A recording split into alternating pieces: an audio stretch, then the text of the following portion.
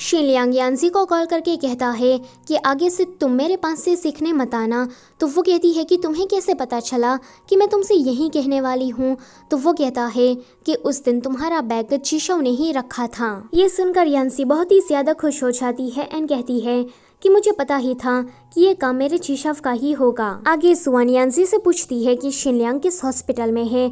तो वो कहती है कि ये बात मैं तुम्हें क्यों बताऊं, वैसे भी शिनलियांग तुम्हें देखना नहीं चाहता तो तुम वहाँ जाकर क्या करोगी। तो वो कहती है कि अगर तुम्हें मुझे नहीं बताना है तो ठीक है, मैं किसी भी तरह से इस बात का पता लगा ही लूंगी। फिर वो गुशिये का पीछा करते करते उसी हॉस्पिटल तक पहुँच जाती है जहाँ पर ये सभी लोग थे। शिनलियांग उसे देखकर कहता है कि तुम यहाँ पर करने क्या आई हो, मुझे तुम्हारी शक्ल तक नहीं देखनी है, मेरा मूड और भी ज्यादा खराब हो उससे पहले ही तुम यहाँ से निकल जाओ। ये सुनकर जुआन वहाँ से चली जाती है। अगले दिन शिनलियांग को डिस्चार्ज मिल गया था, इसलिए वो स्कूल आया था। ये सभी लोग अपनी केमिस्ट्री क्लास में थे।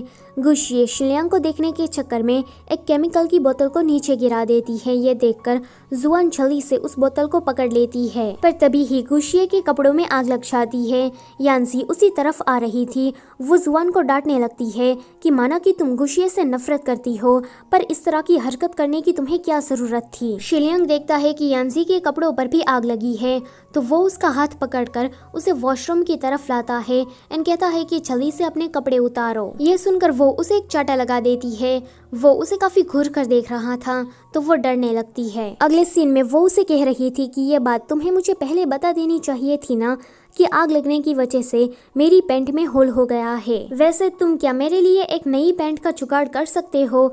वो कहता है कि नहीं करूँगा, अभी अभी तुमने मुझे चाटा मारा था। पर वो बाहर जाने के बाद गुशिये को ढूंढने लगता है ताकि वो यान्सी के लिए कपड़े ला सके, पर गुशिये उसे कहीं भी नहीं मिलती। वो दूसरी लड़कियों से बात नहीं करना चाहता था, तो अब मजबूरन उसे जुआन के पास से मदद मांगनी पड़ती है। एक फ्लैशबैक में हमें दिखाया जाता है कि शिनलियांग के पेरेंट्स रोज ही झगड़ा करते रहते थे, इस वजह से वो काफी परेशानी में रहता था। पर एक दिन उन दोनों ने डिवोर्स ले लिया। शिनलियांग उस दिन काफी ज्यादा दुखी था। वो जुआन से मिलने के लिए आता है तो जुआन उसे कहती है कि अगर एक दिन मैं भी तुम्हें इसी तरह से छोड़कर चली गई तो क्या तुम मुझे रुकने का कहोगे। तो शिनलियांग कहता है कि ऑफ कोर्स मैं तुम्हें रोकूंगा और तुम्हें खुद से कभी भी अलग नहीं करूंगा, क्योंकि मेरे मॉम डैड मुझे छोड़कर चले गए हैं, अब वो मेरे साथ नहीं रहते, अब मेरी फैमिली सिर्फ तुम ही हो। पर उसी दिन जुआन किसी को भी बिना बताए वहाँ से चली जाती है। प्रेजेंट में जुआन यान्सी को कपड़े देने के लिए जाती है तो यान्सी उसे देखकर काफी शॉक्ड होती है एंड कहती है कि तुम यहाँ पर। तो जुआन कहती है कि तुम यहाँ पर किसी और को एक्सपेक्ट कर रही थी ना, पर वो लड़की तो नहीं आई। और मैं तुम्हें एक बात बता दूं कि वो लड़की तुम्हारी फ्रेंड बनने के लायक नहीं है, क्योंकि वो दूसरे के बॉयफ्रेंड को चुराती है। यान्सी कहती है कि तुम्हारा मतलब क्या है।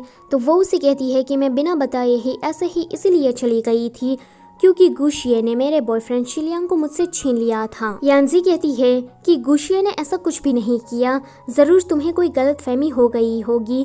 तो वो कहती है कि क्या तुम अभी भी उस लड़की की साइड लेना चाहती हो। तभी ही यान्सी को ये बात याद आती है कि गुशिये ने उससे कहा था कि वो बचपन से ही शिनलियांग को पसंद करती है, यानी कि जुआन जो कह रही है वो सच भी हो सकता है। यान्सी इसी बातों को लेकर काफी सोच में डूबी हुई थी तो जीशो उससे कहता है कि इस तरह से ओवर थिंकिंग करना बंद करो और पढ़ाई में थोड़ा ध्यान दो, क्योंकि जल्दी ही एग्जाम आने वाले हैं। अगर तुमने एग्जाम में अच्छा परफॉर्म किया तो मैं तुम्हें लेकर अम्यूजमेंट पार्क जाऊंगा। ये सुनकर यान्सी काफी खुश हो जाती है एंड मन लगाकर पढ़ना शुरू कर देती है। फिर इनके एग्जाम आ जाते हैं। थोड़े दिन के बाद ये सभी लोग अम्यूजमेंट पार्क में होते हैं। शिनलियांग इन दोनों को साथ में देखकर काफी अपसेट था। जब वो लोग राइड में बैठने के लिए जाते हैं तो वहाँ पर शिनलियांग की हालत काफी ज्यादा पतली हो जाती है। यान्सी जीशो से कहती है कि मुझे सॉसेजेस खाने हैं, तो वो कहता है कि तुम्हें ऐसी चीजें नहीं खानी चाहिए, ये तुम्हारी हेल्थ के लिए ठीक नहीं है। पर अगले ही सीन में वो उसके लिए बहुत सारे सॉसेजेस लेकर आया था। शिनलियांग यान्सी के लिए सॉसेजेस लेकर आया था, पर जब वो देखता है कि जीशो ने ये काम पहले ही कर दिया है तो वो अपने वाले गुशिये को दे देता है। आगे गुशिये का बर्थडे आने वाला था, इसलिए यान्सी और बाकी सभी लोग सेलिब्रेशन की तैयारियां करने लगते हैं। जुआन भी वहाँ पर आ रही थी तो उसका सामना शिनलियांग से होता है। शिनलियांग उसे कहता है कि यहाँ पर तुम्हें किसी ने भी इनवाइट नहीं किया है, क्या तुम फिर भी आना चाहती हो। जुआन उसे कहती है कि ये बात मुझे पहले से ही पता है। गुशिये मेरी बेस्ट फ्रेंड है तो मुझे तो उसकी बर्थडे पार्टी में आना ही था। वैसे मैंने उसके लिए एक बहुत बड़ा सरप्राइज प्लान करके रखा है। शिलियांग उसे कहता है कि तुम कोई भी तमाशा खड़ा नहीं करोगी। माना कि तुम गुशिये से नफरत करती हो, पर आज उसका बर्थडे है तो आज के दिन तो तुम ठीक से रहो। यहाँ पार्टी के अंदर यांजी ने अपने बाल नहीं धोए थे, इसलिए वो हुडी में कवर करके यहाँ आती है, पर तभी ही जीशव आकर उसे खोल देता है। अब तो यांजी की सबके सामने बेइज्जती हो जाती है कि ये किसी की बर्थडे पार्टी में इस तरह से कैसे आ सकती है, पर यांजी को तो सिर्फ जीशव की ही फिक्र थी। वो सोचती है कि जीशव ने मुझे इस तरह से देख लिया है। वो रोती हुई वहाँ से भाग जाती है। शिलियांग उसे भागते हुए देखकर उसके पास जाता है। वो रोते हुए कहती है कि हमेशा मेरे साथ ही ऐसा क्यों होता है। शिलियांग उसे कहता है कि तुम बहुत ही ज्यादा प्रीटी हो और ये बाल तुम पर काफी ज्यादा अच्छे लग रहे हैं। अगर तुम इसी तरह से रोती रही तो तुम अगली बन जाओगी। ये सुनकर यांजी काफी खुश हो जाती है। दूर से जीशव ने उन दोनों को इस तरह से देख लिया था। वो पार्टी में अंदर आने के बाद गुशिये से कहता है कि तुम्हारी ये हेयर स्टाइल और तुम्हारी ये ड्रेस काफी ज्यादा अच्छी है, तुम आज काफी प्रिटी लग रही हो। वैसे जीशव तो गुशिये की तारीफ इसलिए कर रहा था क्योंकि आज उसका बर्थडे है, पर यांजी इसे कुछ गलत वे में ले लेती है। पर तभी ही वहाँ पर सुआन आकर अलग से तमाशा खड़ा करने लगती है कि आप लोग गुशिये को जितना स्मार्ट समझते हो वो उतनी है नहीं, क्योंकि वो एग्जाम में चीटिंग करती है। यांजी उसे रोकने के लिए चाहती है, पर वो देखती है कि ये तो उसी की ही चीट है, जिस वजह से उसके मुंह से एक भी शब्द बाहर नहीं निकलता। गुशिये भी किसी को भी सच नहीं बताती कि एग्जाम में यांजी ने चीटिंग की है, ना कि उसने। अगले दिन गुशिये जब स्कूल आती है तो सभी लोग उसके बारे में गॉसिप्स कर रहे थे कि हम तो इसे कितना अच्छा समझते थे, पर ये तो हर बार एग्जाम में चीटिंग करके नंबर लाती है। गुशिये उन्हें कुछ नहीं कह रही थी तो शिलियांग ही उन लोगों को चुप करा देता है। यहाँ यांजी जीशव के सामने कन्फेस कर देती है कि वो चीट मेरा था, ना कि गुशिये का। मैंने ही एग्जाम में चीटिंग की है और इस बात का मुझे काफी पछतावा है। तो मैं डीन के पास सब कुछ कबूलने चाह रही हूँ। तो जीशव उसे रोक कर कहता है कि अगर तुम्हें अपनी गलती का पछतावा है तो आगे से दोबारा ऐसा मत करना। अगर अभी तुम डीन के पास गई तो बखेड़ा खड़ा हो जाएगा, तुम्हारी ही इसमें बेइज्जती होगी। इसलिए तुम और भी ज्यादा मेहनत करो एंड खुद को प्रूव करो कि तुम बिना चीटिंग के भी अच्छे नंबर ला सकती हो। यांजी कहती है कि मैं बिल्कुल ऐसा ही करूंगी। जब वो जा रही थी तो उसका सामना शिलियांग से होता है एंड ये दोनों लड़ना शुरू कर देते हैं।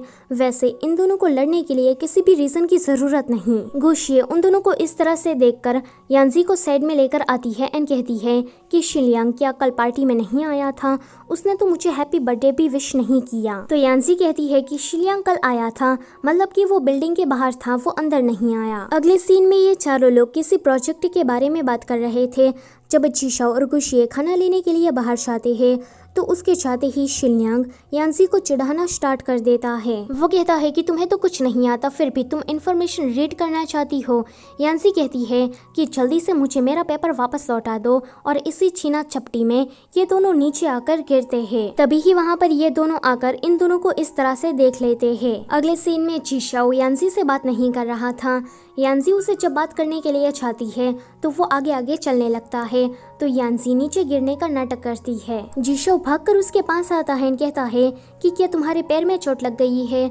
तो वो कहती है कि तुम मुझ पर गुस्सा क्यों हो, वो सब कुछ बस एक एक्सीडेंट था, हमने जानबूझकर कुछ नहीं किया था। तो जीशव कहता है कि मुझे ये बात पता है। आगे जीशव शिलियांग के पास जाकर उसे कहता है कि मैं तुम्हें बास्केटबॉल मैच के लिए चैलेंज करता हूँ। तो वो कहता है कि ठीक है।